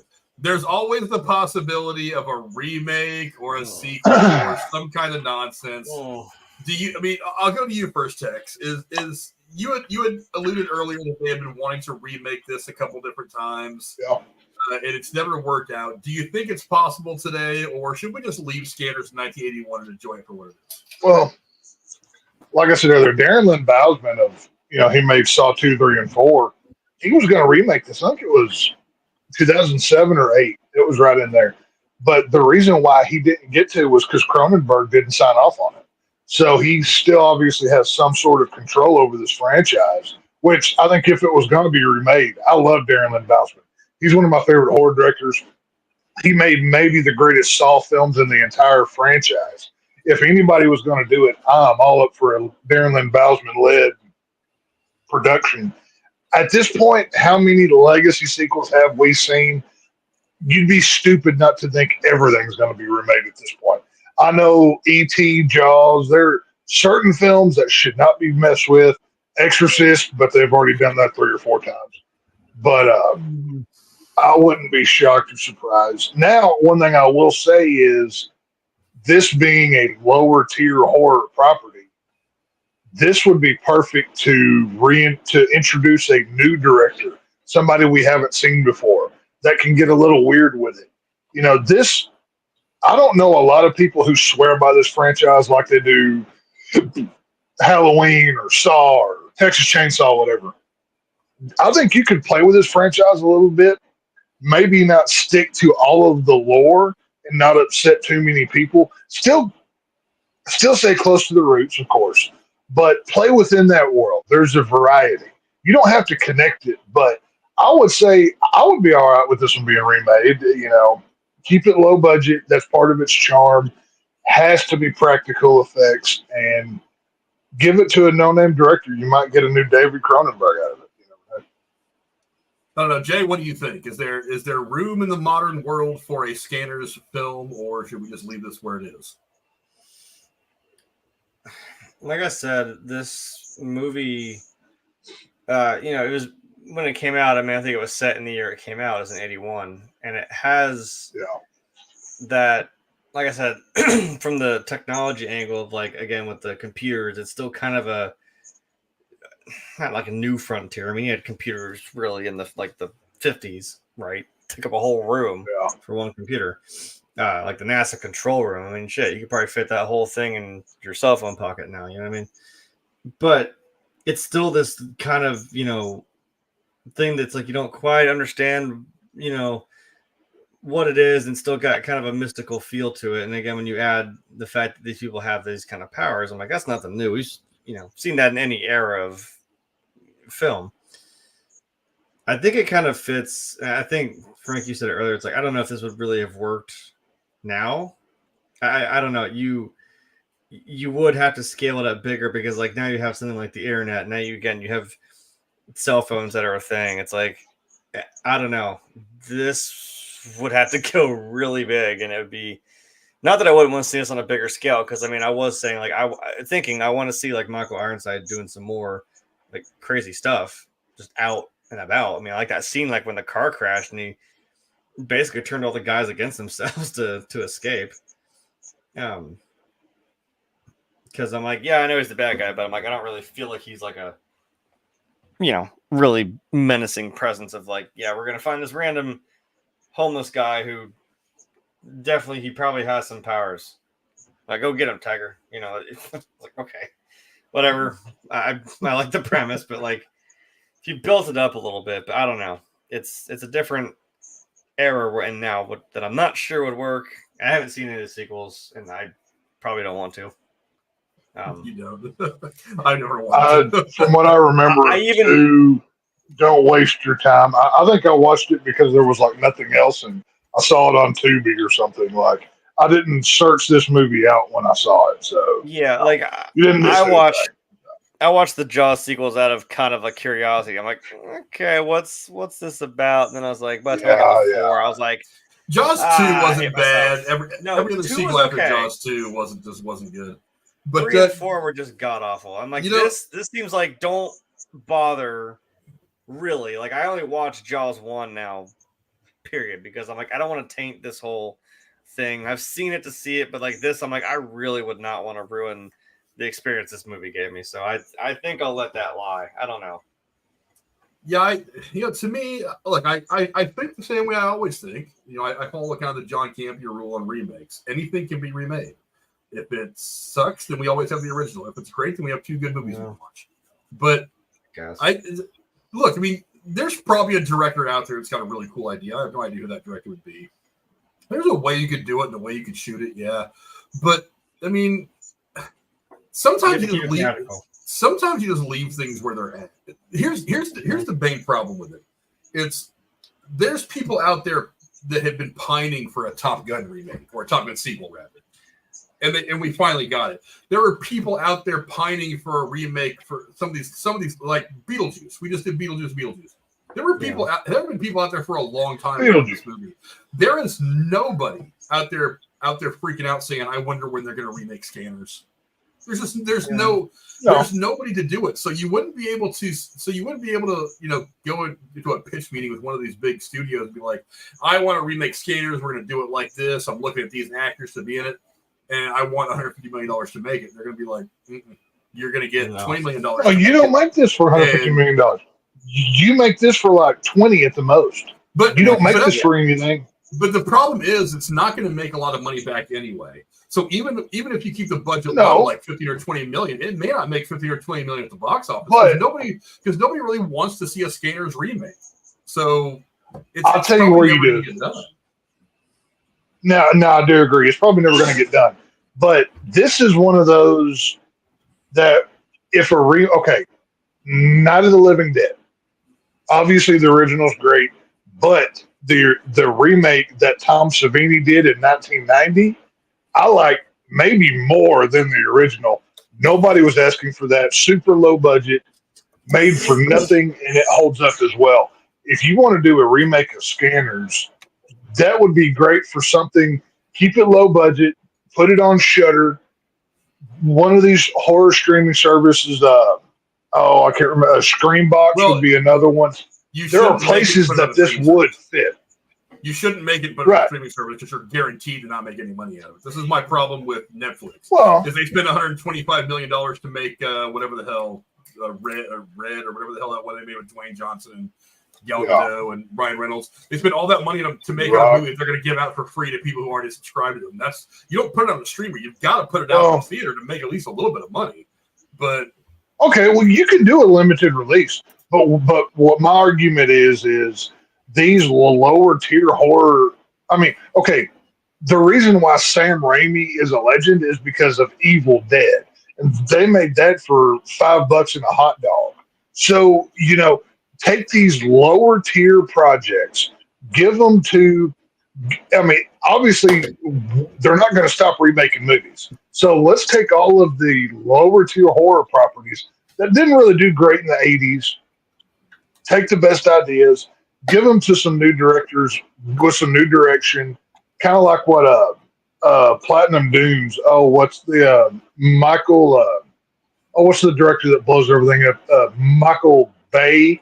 His studio Platinum Dunes. He has a whole studio that he takes over horror properties and puts them with new younger directors, and some have been good and some have been Nightmare on Elm Street, but we don't talk about that. And right. But stuff like Scanners is an interesting enough idea. If I got the opportunity to redo it, you got to go darker with it for the gorier, bloodier, bloodthirsty fans like myself that would pay to see that, because I would pay to see a Scanners remake if it was even gorier than this was. But I think it could be done. It's I think it could work. You'd have to go a little bigger on the scale and have it really go crazy with this. Someone's committing this mass genocide on these people to really just take over the human race. It kind of was suggesting in this movie. And with technology being what it is now, you could really start infecting a lot of people, and it could be some weird, not influencer type thing, but he could be getting into people's technology and into their heads, literally. That's exactly where I was going. Instead of blowing up a guy's head from a payphone, hey, there's a live stream on YouTube right now, or whatever streaming service they go with, and this dude's blowing up people's heads across the country. You can do it bigger and make it cool. That's what I'm saying. It can be done.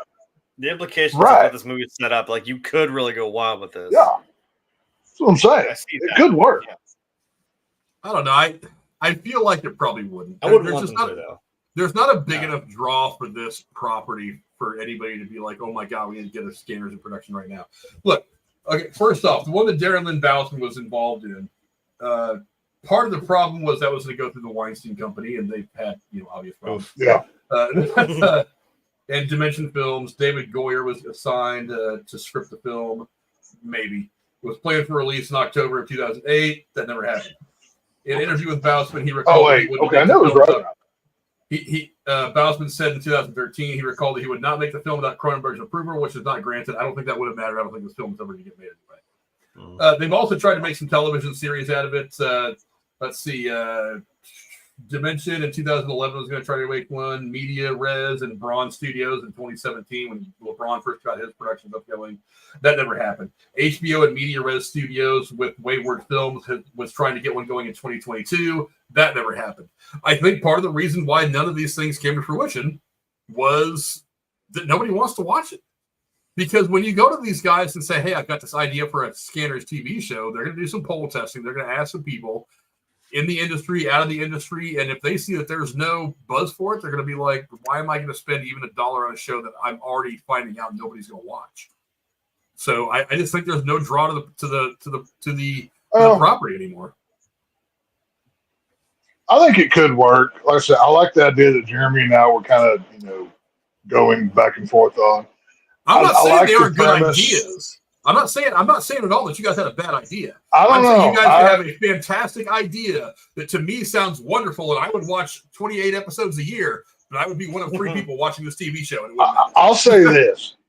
I've seen I was going over my top 10 horror for the year so far, and 80% of it is stuff that nobody really asked for that ended up being really good and was profitable. So I think we're in a culture where this might sell. I'm not saying it's going to make $1 billion, but if you keep the budget $10-15 million, you can get a small 2-week release or something. You might do okay. I would be more optimistic about a limited run TV series that would go on Netflix as opposed to a movie that would go anywhere. Because Netflix is kind of making their bones on this kind of stuff anyway. I mean, it's pretty rare that they have anything go as long as Stranger Things, which has been kind of a cultural thing. But usually they get 3 or 4 seasons out of something, they're done. They're pulling the plug. Whereas now limited series are becoming a big thing. WandaVision was a huge for Disney Plus. There's been a couple other ones that have done very well. I think a limited series, 3 or 4 episodes, that might work. But for the most part, I don't think there's money in it for a movie. I don't think Shudder or somebody like that's going to put a whole lot of money into a movie or something like this, because I don't know that they have that kind of capital to spend.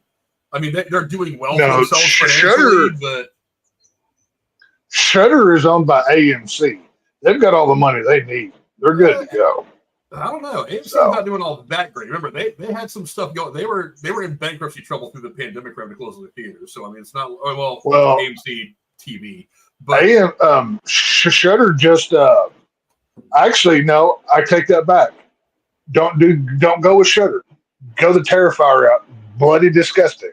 They financed a ton of that movie.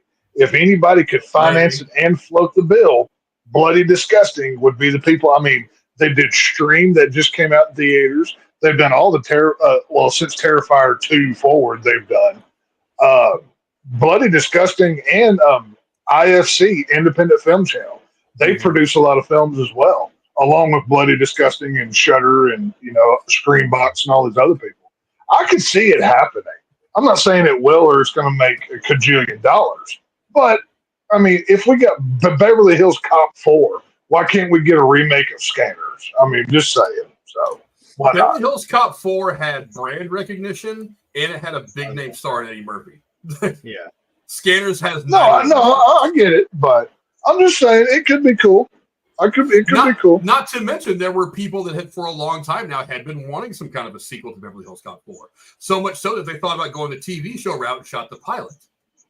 So so the stars align for Beverly Hills Cop 4, but they are not aligning for this. Not the same way they align for Beverly Hills Cop 4. But that's just my thought. I don't know. Go down in the comments below. Let us know what you guys think. Would you want to see a remake or a sequel, or would you want to see more Scanners? I personally think there's not a big enough draw. But let's go into some of the trivia now so we can start to get this thing wrapped up. David Cronenberg once called this the most frustrating film he had ever made. The film was rushed through production. Filming had to begin without a finished script and end within roughly 2 months, so the financing would qualify as a tax write-off, forcing Cronenberg to write and shoot at the same time. Cronenberg also cited difficulty with an antagonism between the leads, particularly Patrick McGoohan and Jennifer O'Neill. Yeah, well, not to mention trouble with it. The sets weren't even done as they were shooting. Not only was he writing as he go, they were building the sets as they went too. I mean, this was early in that Canadian tax shelter, thing that they ended up creating that is still going today.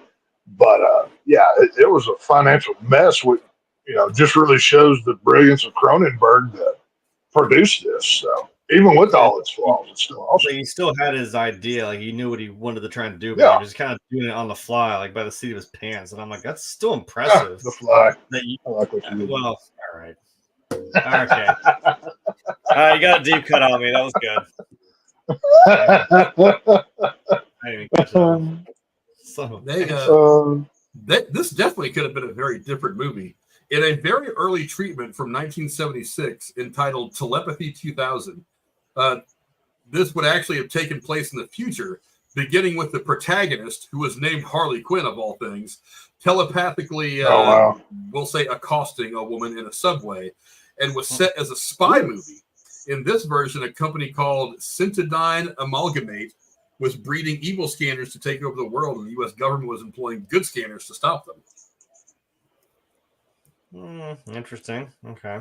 I mean, look, if you're going to remake it, you Kinda got to go cool. that route. I mean, cool concept. Like I said, that not feels bad, like but I like what we got better just from hearing it. Yeah, like a little more.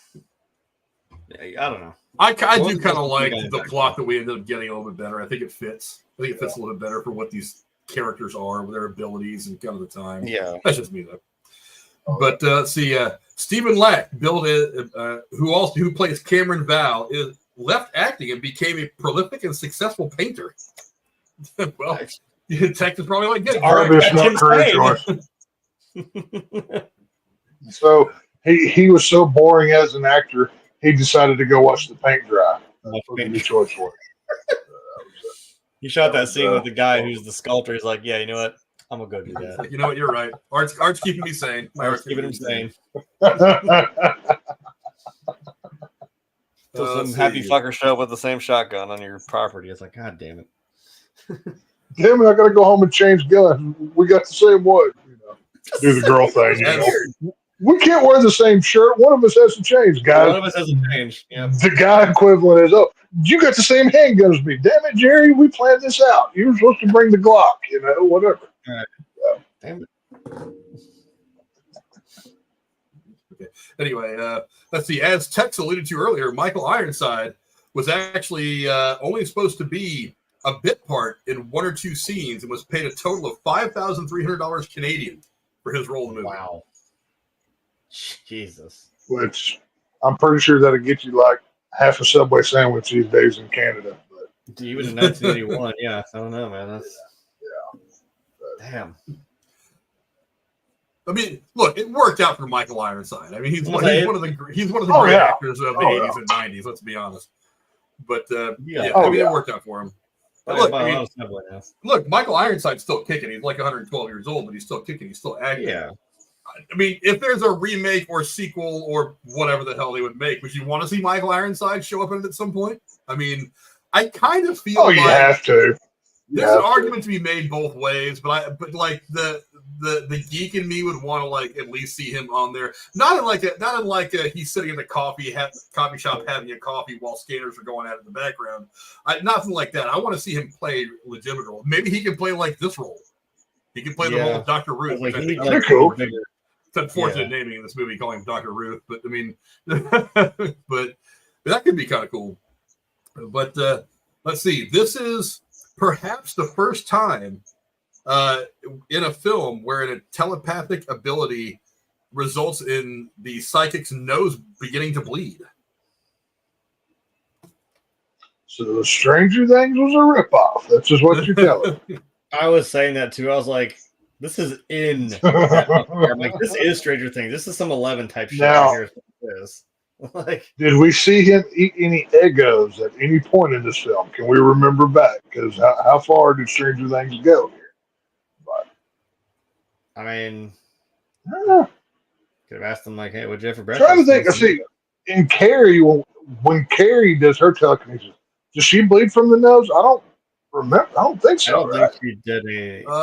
No. This movie came out after Carrie, so.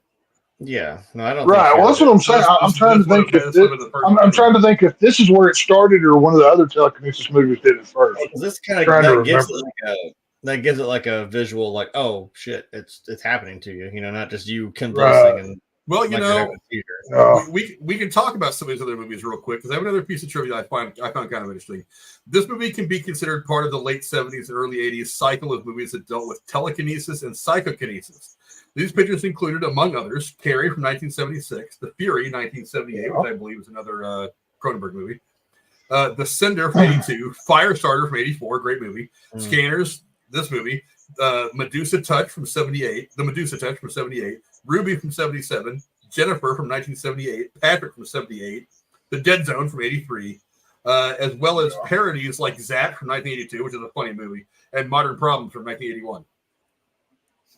and was it Friday the 13th Part 6 where the girl revives Jason from the lake or whatever?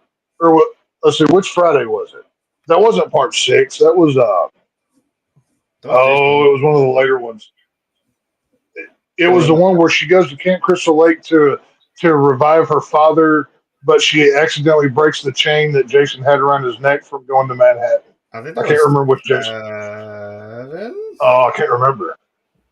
But that was later on. Yeah, it was. Yeah, later movie.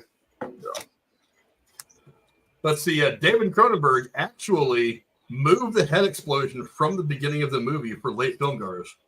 I'm glad he put it back in the beginning. Yeah, because that gives you you know what? Shit moment. Who That's the a hell hell gets of to an a movie that opening late? kill right there, buddy. Who the hell gets to a movie that late? I get there before the previews start, but I hate being late to anything. So me too. I want to see the entire. I want to see the opening credits. Yeah, I'm there before the trailers, and it's like your local area is advertising on the screen, and like, oh, did you know in The Exorcist, blah blah blah happened. Like I'm there for the trivia. That's how early I get to it. But, like I said, I hate being late. So. You know what? It's not uncommon for actors to keep things from the movies that they're in. Stephen Lack, who played the guy who had his head exploded, actually got to keep the fake head of his that exploded. That's amazing. I was like, please tell me that would be my mantelpiece. Like the first thing when you entered my home. Have you seen my exploded head, friend? See, here's where the lunch from that day. There's the ham. Here's the hot dogs and sausages that we blew out of the top of it. I would do that kind of thing. But whatever. I also decorate with Terrifier posters and chainsaws. So I'm a different kind of person. There's a guy on YouTube. I wonder if he'd be able to do this. He actually creates these things inside the resin and all that. And some of the stuff he does on there, he caught like an explosion in resin or something like that. The stuff that he's done in resin is wild. I wonder if I could like get a hold of this guy and be like, I have a challenge for you. Here's a picture of this thing from Scanners. Can you get this trapped in resin? Can you get the Scanners explosion? I wonder if I could reach out to that guy and be like, hey, bro, I'm going to commission a piece of work from you.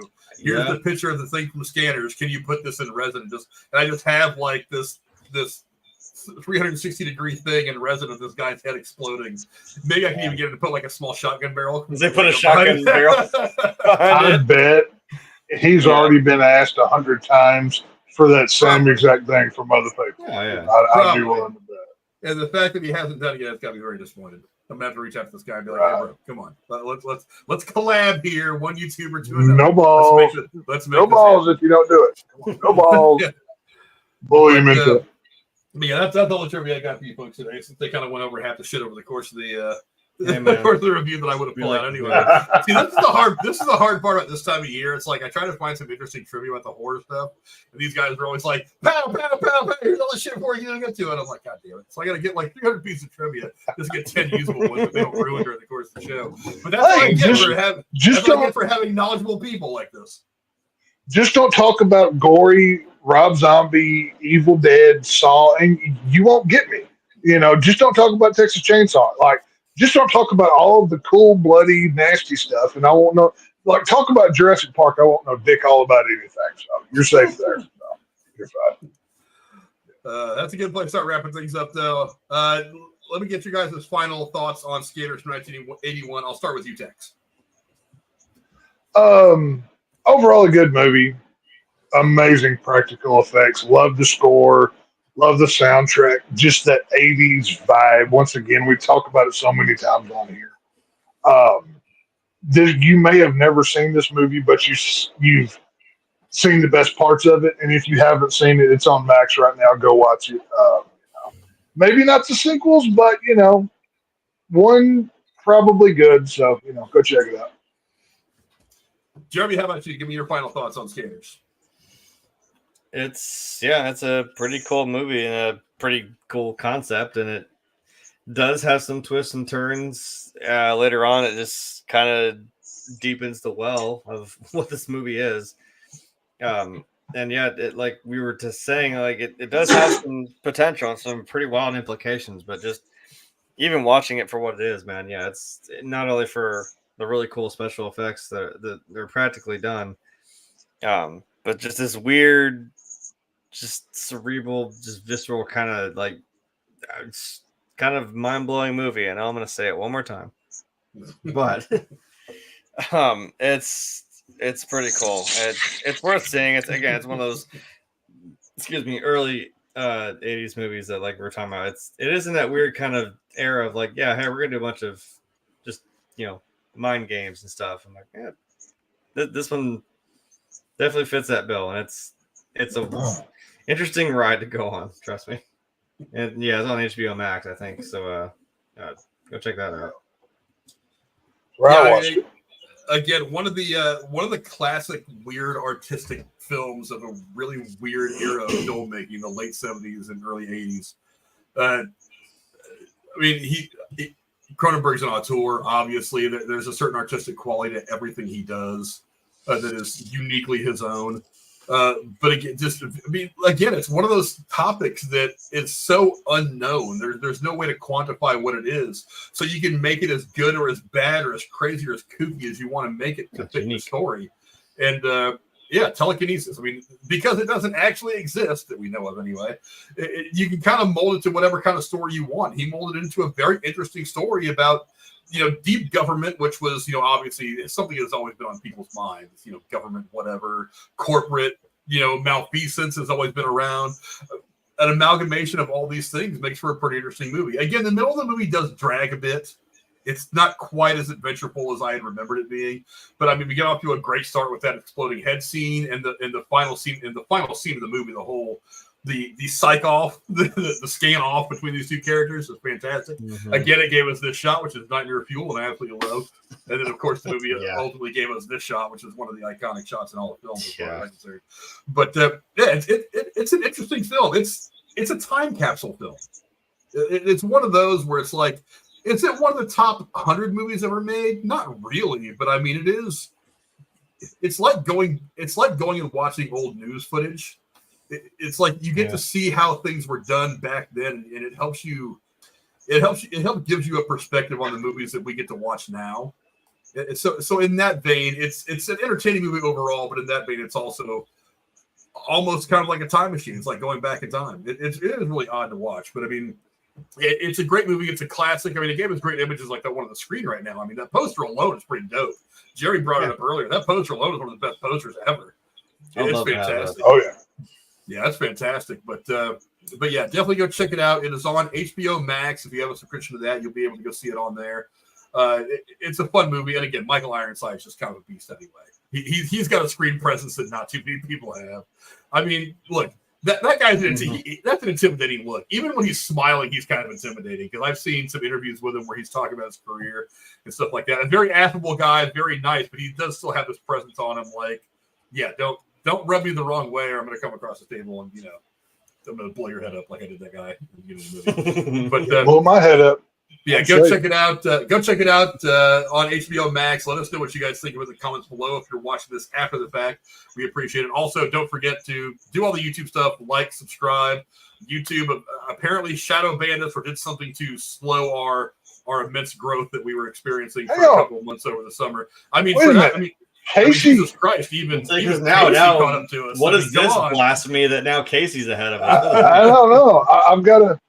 I think maybe Casey's reporting and getting some rid of our viewers to bump. Casey didn't go up in subs. He just took some of ours away. I think that's what happened here. There's a conspiracy afoot. So. Yeah, I believe it. I mean, I wouldn't put it past him. I wouldn't put it past him. And you can take me serious as a conspiracy right now because I've got my tinfoil hat on, so I'm totally believable. So it checks out the math. Don't worry. Casey even says right there. Yeah, the math. He outed himself. He did. He outed himself. I mean, look, I respect Casey's honesty. Like I said, he paid to win. His methods, not so much, but his honesty. Okay, whatever. I respect it. But you will find us back here on Thursday, going over The Watchers, which is a movie that when I first saw the trailer, I was very interested in. So we'll be watching that. That's on either it's on one of the streamers, HBO Max or something like that. I forget. But fair warning, I've seen it. Come on, don't tell me that. I had high hopes for the suspense. I mean, I'm not saying nothing. Not saying nothing. But gotta be able to say free. I've always we'll give it a watch. So we're gonna go ahead and give that a watch. We're gonna let you guys know what we think of that on Thursday. And we will be back then. Thanks to my co-host for coming and being awesome as usual. Mr. J, where can the folks at home find you, my friend? Are you talking about this M. Night Shyamalan movie called The Watchers? Yes. I think I'm going to be really busy that Thursday night. Hey, he's come out with a couple decent ones lately. Maybe this one's going to be different. To be fair, I do have an out. Thursday is Rachel's birthday. Well, so you have. Did I not tell you? That's fine, but I mean, come on, that's still kind of douchey. I'm actually invited to that birthday party, Frank. I won't be here either. I'm driving out, so. I'll be on the road. You know what? No. You know what's goddamn douchey? This little fucker thinks that I'm gonna believe any movie he ever makes because he makes the same damn thing over and over, and he makes a twist in the last 3 fucking seconds where it's like, that didn't matter. Thanks for your time. After ruined Avatar: The Last Airbender, and I'm never gonna forgive you for it. Screw you, I'm not sure. I'll say this: I work in a haunted house. You can come find me down there. That's my ending. I saw it in theaters. Sorry. Keep expectations low, Frank. That's all I'm saying. I'll like I said, I'll try to find something good to say about it. I'll criticize it where I think it's warranted. And if it's going to be a short review where all we do is bitch about it, what the hell? We got to have one of those every now and again where we're all just shit on the movie. Those are my favorite whenever I get to bitch.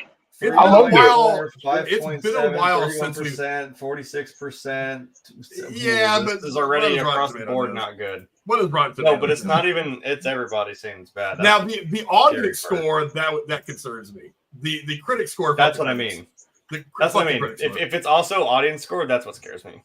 That's disappointing. But we're gonna watch and see how it goes. Maybe there's some redeeming quality in this that I could argue for the movie while text is telling you why it's a piece of shit.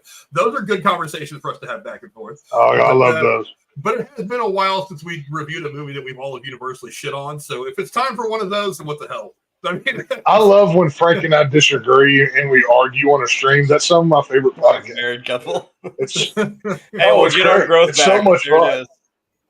Yeah, all right. Yeah. How the harsh truth got its groove back. Tex, where can the folks don't find you, my friend from the South? Well, you won't be able to find me because of my new anti-superpower helmet. So, any of you trying to blow up my mind, I'm sorry, but your Professor X powers don't work here, friend. You need to go on down to the next person. But besides that, go watch The Substance. I went and saw it this weekend, twice actually. In the spirit of Cronenberg, oh my God, this is the best movie of the year. Currently sitting both top horror film and best movie that I've seen this year. Full on nudity, multiple people, great violence, great gore, practical effects. Think about this, okay? If you mix a Cronenberg movie with Evil Dead, with Society, with Carrie, and about 2 other different things, you get the with Reanimator kind of a little bit, you get the substance. So if you want to go see, like I said, I had so much fun with this movie. Go check out The Substance. Dennis Quaid is hilarious. Pretty girls should always smile. I love when he does that. Demi Moore at 61 goes full butt naked, and she still looks banging. I'm telling you what. So props to her. So go see The Substance. I love that movie. Hey man, Terrifier 3 hasn't come out yet. Are you sure that's going to be your favorite movie of the year? It's currently at number 1. Okay, that's what I said. All right. Currently, you said so far. Hey, okay. no, I'm just saying. the ranking doesn't end till December 31st. So this is currently my favorite. Now, when my boy Art comes out and splatters people from east to west, that might change my rating. But until then, the substance will hold the crowd. So it's all good. Fair enough. As for me, like I said, you'll see me back here on Thursday, with or without these assholes. Going over to watch. I will probably have to work the substance into it over the course of the next week or so, because I've heard a lot of good things about that movie. I've heard good things. Tech saying good things about it. I'm like, okay, I need to make sure I make my way up here to see this. Dude, Demi Moore still incredible. Demi Moore still got it. So She's still hot. Hey. If you ever want to, I won't spoil much, but this was in the trailer, so I'm not spoiling anything. If you ever wanted to see a person hatch out of another person, go watch this movie. Cool. It's amazing. It's incredible. So, all right. Go check it out. Well, okay. Now I really want it. But anyway, that's all for us tonight. I want to thank my amazing co-host for being awesome, as always. We will see you guys back here on Thursday. And until next time, adios. Scan incoming. Okay, put your helmet back on. Scan incoming. Damn it. Damn it. Okay, we're good. We're good. Okay. You almost got you. You almost got me. I felt my ears start to wiggle.